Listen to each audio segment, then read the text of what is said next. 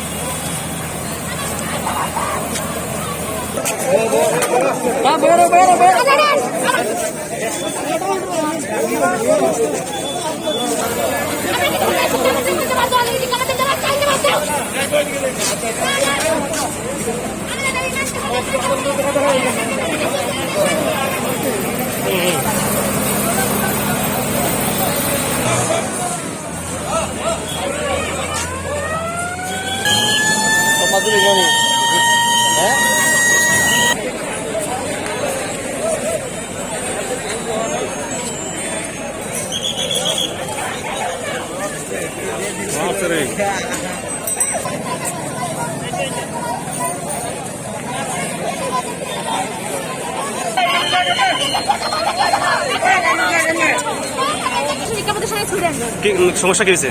আমাদের শিক্ষা মন্ত্রী সবাই পাশে আমাদের কেন ফেল করে রাখা হয়েছে? আমাদের জবাব দিতে হবে। আমাদের পাশ করে না দিলে আমরা উঠছি না, উঠবো না।